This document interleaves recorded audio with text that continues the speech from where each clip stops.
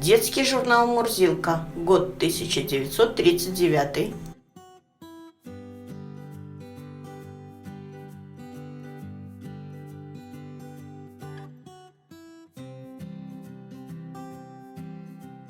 Есть парнишка в нашем классе, а зовут парнишку Вася. Васе в школе не сидится. Вася ленится учиться. Он считает, что наука – это скука, это мука. То забросит он тетрадки и стреляет из рогатки, то он занят важным делом. Он на парте пишет мелом. Географию урок Вася выучить не мог.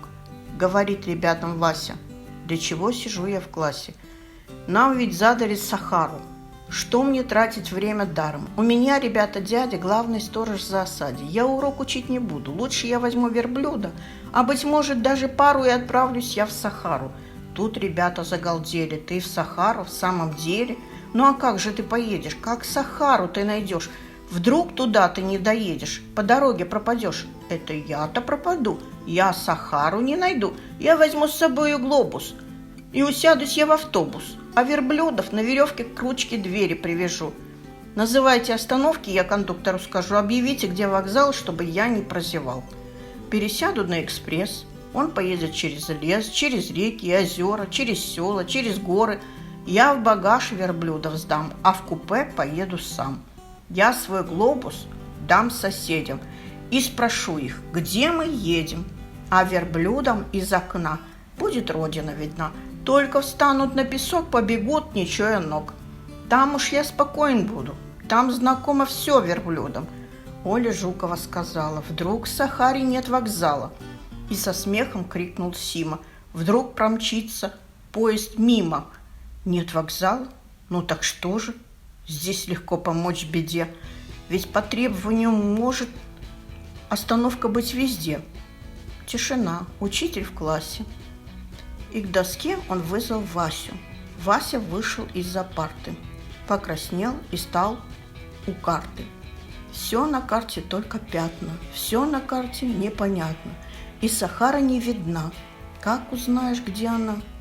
Закричали хором в классе: сам в Сахару едет Вася. Что ему сидит за партой? Для чего ему знать карту? Путешествовать нетрудно, если взять с собой верблюда. Если в поезде соседи скажут Васе, где он едет.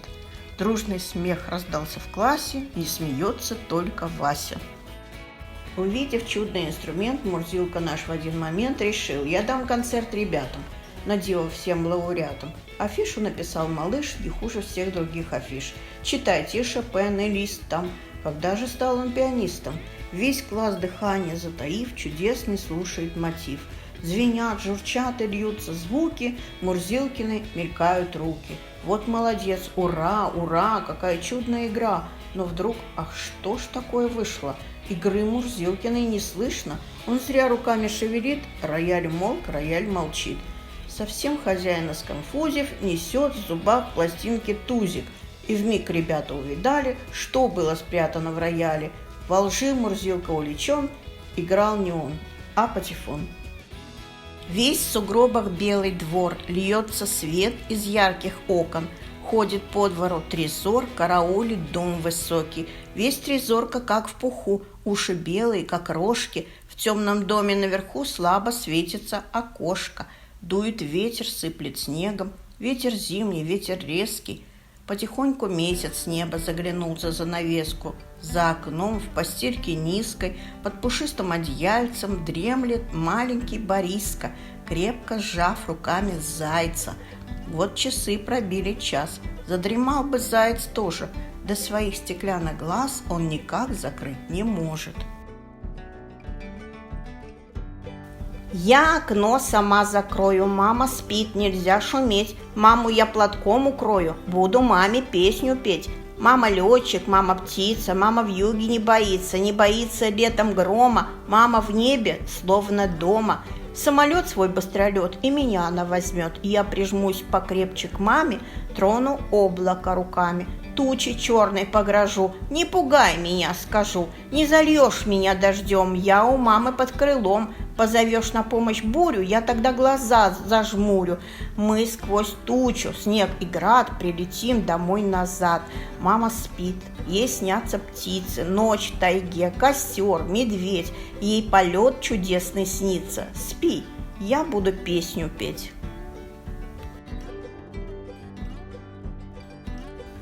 Ребята нарисовали зверя и говорят Лене: угадай, какого мы зверя нарисовали. Леня ответил: такого зверя на свете нет. А Галя не утерпела и подсказала: а мы такого зверя из разных частей 7 животных и 1 птицы составили. Скажи, из каких? Но Леня так и не угадал. Может быть, ты угадаешь?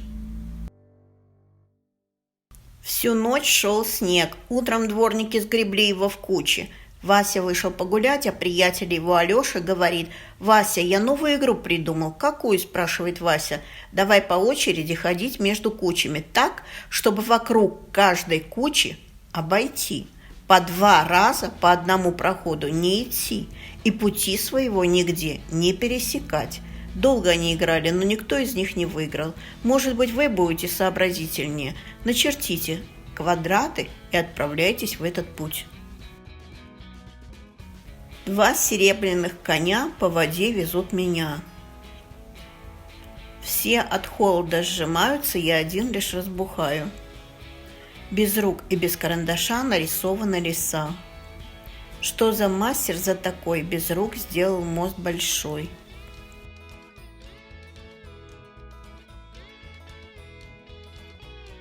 Детский журнал «Мурзилка», год 1938.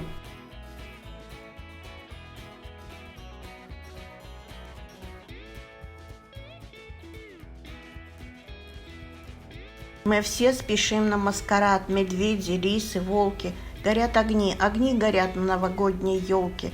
Набив карманы конфетти, садимся на салазки и осыпаем по пути сугробы, елки, маски. Навстречу нам бегут друзья, медведи, лисы, волки. Который ты, который я, смешалось все у елки. У Дед Морозов молодых румянец чист и розов. Мы насчитали 100 седых, веселых Дед Морозов. Мы всех зовем на маскарад у новогодней елки, туда, где звездочки горят в сени густой и колкой. На полу у Гали мыши танцевали. Галя ходит взад-вперед, пышки, бублики печет. Бублики да пышки, сладкие ковришки. Галя ходит взад-вперед, все на полочку кладет. Маленькая мышка утащила пышку. Галя ходит взад-вперед, ищет пышку, не найдет. А мышонок лапкой тянет бублик сладкий. Галя ходит взад-вперед, ищет бублик, не найдет. Бублики да пышки утащили мышки. Галя ходит взад-вперед, ищет мышек, не найдет. Купил Мурзилка пару лыж.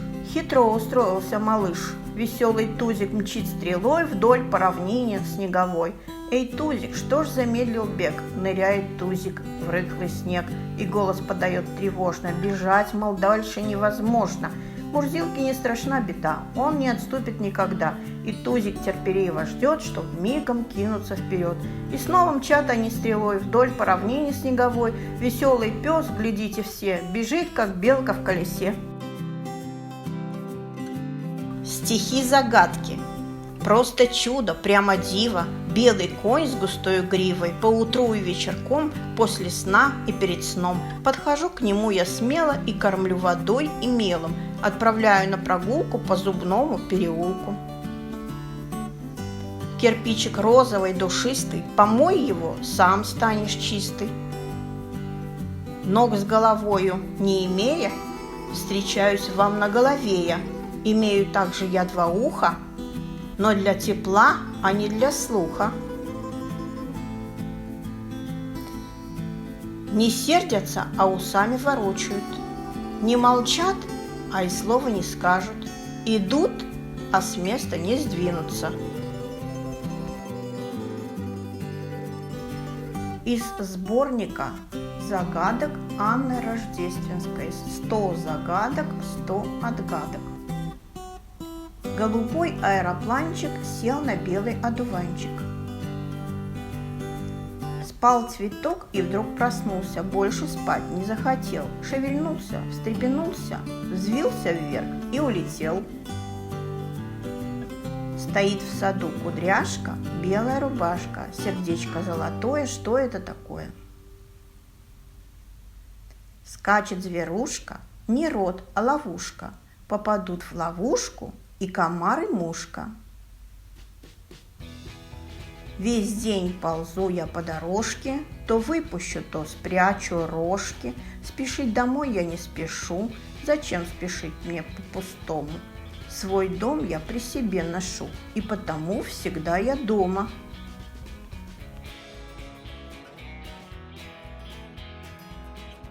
Шутки и басня из журнала «Костер». Год 1938. Перед клеткой с большим зверем останавливаются два школьника. «Здрасте», — говорит один из них зверю, — «как поживаете?» И вдруг, повернувшись к товарищу, задумчиво добавляет: «Как жаль, что этот тигр не может говорить».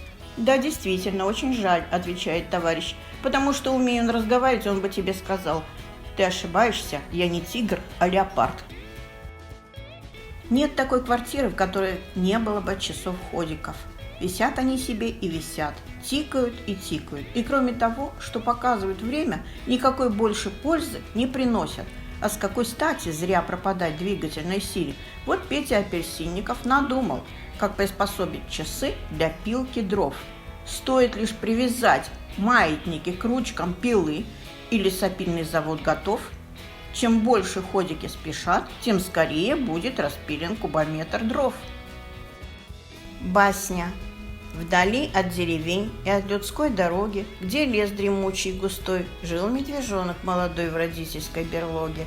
От темноты и длительного сна у мальчика развилось малокровие.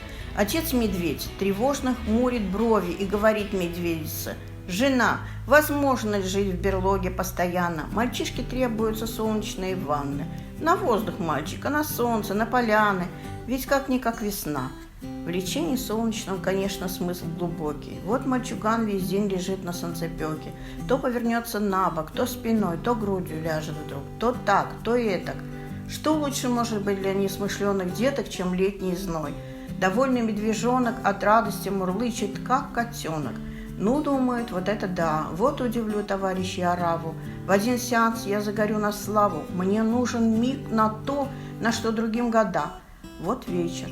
Мишка встал и чуть не повалился. Он весь горел, он даже весь дымился. На теле волдыри, обожжена вся грудь. На лапах, на спине, куда ни глянь, ожоги. Как дотащиться до берлоги, когда и шагу не шагнуть? Такая боль, что Миша воет волком. Коль хочешь загорать, так загорай, брат, с толком. И, наконец, задачка. Из сборника «Нам не скучно». Автор Шлыкович Адольф Станиславович. 1964 год. Чтобы решить эту задачку, поставьте, пожалуйста, видео на паузу. Надо найти первую букву фразы и определить порядок расстановки букв. Следует учесть, что здесь буквы расположены несколько необычно, но решать задачу просто. В результате прочитаете высказывание американского поэта. Если у вас есть вариант ответа, запишите его, пожалуйста, в комментариях под этим видео. Всем огромное спасибо за просмотр.